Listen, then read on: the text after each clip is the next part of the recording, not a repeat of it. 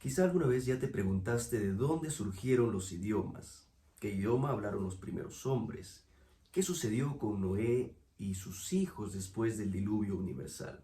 Todo esto y mucho más lo veremos a continuación porque aquí comienza el repaso de la lección de escuela sabática.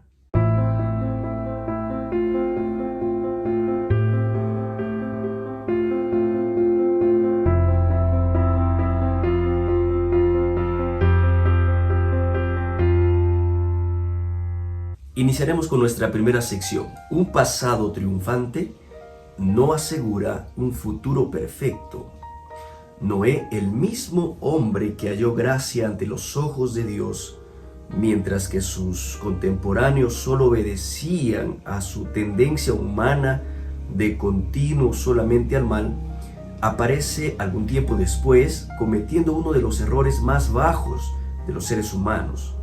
La Biblia registra que Noé tomó uva, la hizo fermentar para hacerse vino y embriagarse. Finalmente su mente alcoholizada lo llevó al punto de quedarse desnudo. Esto ya es familiar para nosotros, ¿verdad? Una fruta y luego quedarse desnudo. Son las mismas escenas de Adán y Eva. Ellos también tomaron una fruta prohibida, por supuesto, y se dieron cuenta que estaban desnudos. Noé se equivocó, demostrando que ningún triunfo del pasado te asegura las victorias del mañana. Tú puedes haber sido un gran líder de iglesia, un gran padre de familia, pero si pierdes el control de tu vida alejándote de Dios, puedes traer desgracias grandes a tu hogar y a tu propia vida. La Biblia dice, el que cree que esté firme, mire que no caiga.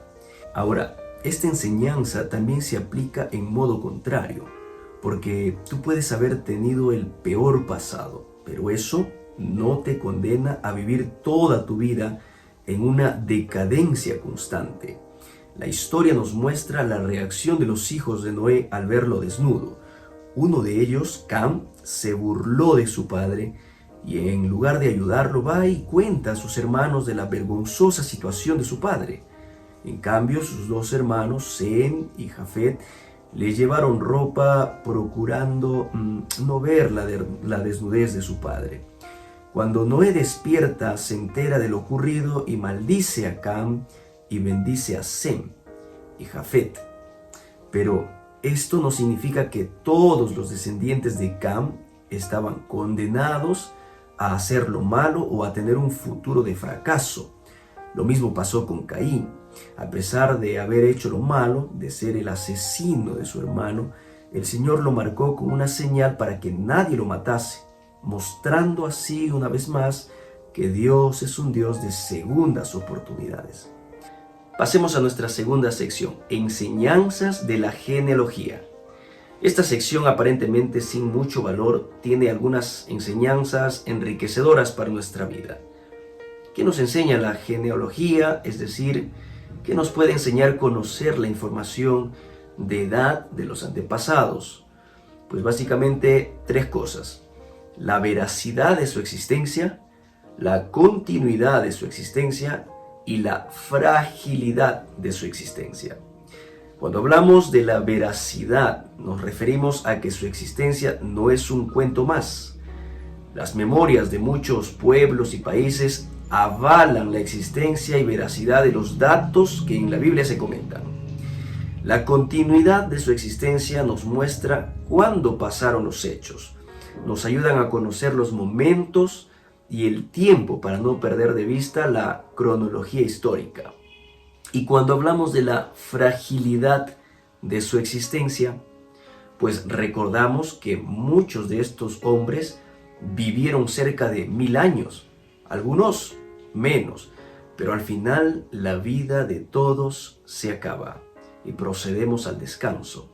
Es decir, no importa los años que vivas, lo importante es cómo vives los años. Hay muchas personas que solo buscan incrementar sus días en la tierra, pero sus días son amargos, sus días son tristes. Se enredan en constantes conflictos y peleas con sus hermanos, vecinos y familiares. No importa los años que vivas, Lo que importa es cómo vives los años. Si eres niño, si eres joven o adulto, busca siempre el reino de Dios y todas las demás cosas vendrán por añadidura. Nuestra tercera sección es una pregunta. ¿La unidad es símbolo de prosperidad?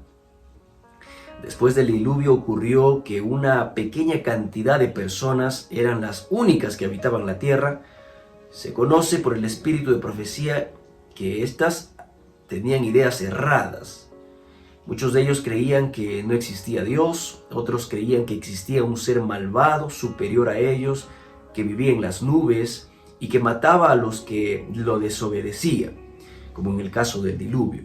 Y otros que confiaban en la existencia y el juicio de Dios, pues se dejaron influenciar, como siempre, por el grupo mayoritario. La orden de Dios fue: fructificad, multiplicaos y llenad la tierra. Pero los hombres de la tierra decidieron hacer todo lo contrario y dijeron: hagamos un nombre. Es decir, buscaron la unidad, pero con fines erróneos.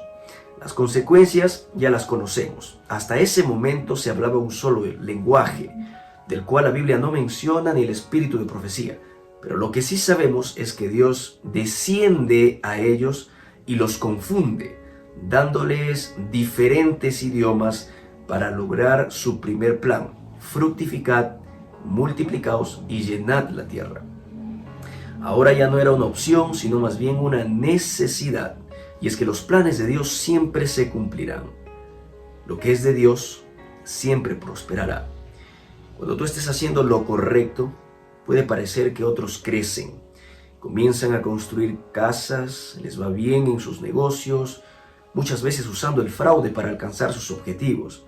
Y cuando tú ves tu vida, sientes que tu progreso avanza muy despacio, o quizás sientas que Dios no te bendice.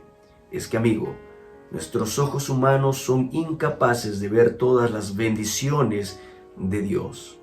La redención muchas veces está en el exilio. ¿Sabes qué significa eso?